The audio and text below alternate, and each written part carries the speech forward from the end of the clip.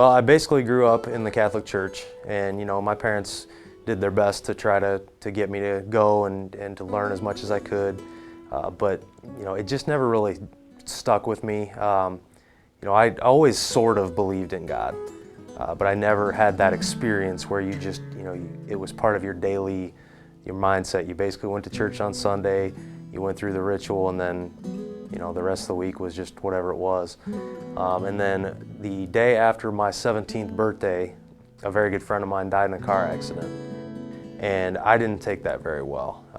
She and I were very close, and it really upset me. And it started out with almost anger towards God, and then it continued to where I just basically backed away completely, to the point where I even lied to my parents and told them I was going to the 11 o'clock mass, and then I would just go drive around for an hour and then come home.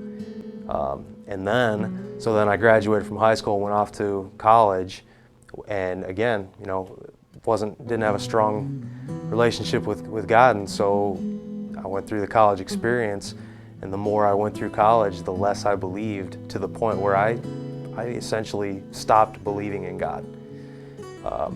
Fortunately, when I met my wife Abby, she had a very strong relationship and a strong family with God, and so her mindset was, once we had kids, she wanted to try to raise them in church.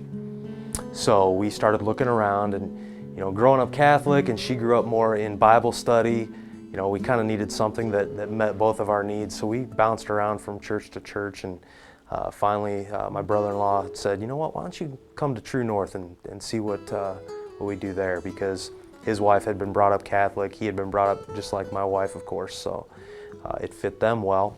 So we started going. And what I found is that through each sermon, as instead of just going through a ritual, we learned about the Bible and learned some things. And so that started to interest me, because I loved history anyway.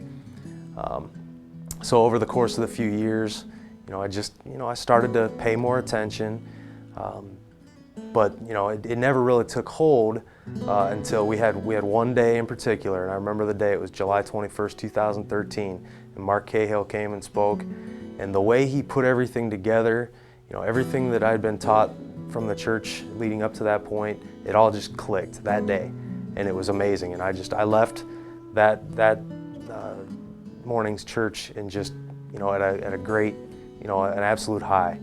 And then I got home, and I had 2 texts from one of my football players saying, "Call me." And so I wasn't expecting that, so I called him up, said, "What's going on?" And he said, "Hey, I just need to let you know that Logan," one of my football players, Logan got shot this morning. I was like, "What do you mean?" Like, his mom shot him 3 times. I was like, "Excuse me? Like, what?" So he told me a little more about the story, and so I went from being way high to just absolute low. And so I said, "Well, what, is he okay?" And he said, "Well, he's gonna make it, and he's at the hospital." And so I said, "Well, can he receive visitors?" And he said, "Yeah." So I said, "You want to go?" And he said, "Yeah." So I went and picked him up, and we went straight to the hospital. I talked to Pastor Rex while I was sitting at the hospital waiting to go see him, and he kind of gave me some advice on just how to go about it. So we went in and sat down with him, and just saw this kid. He just got shot by his mom 3 times, and yet he's just in great spirits. And he had a dozen kids half a dozen kids in there, and a guy who I later found out was his youth pastor. And we just got into some conversations, and like his mindset at this point was, I just need to get back to church. And I don't know, from that moment on, I left, and I just said, wow, this is obviously this is the day where it all came together for me, and I became a very strong believer.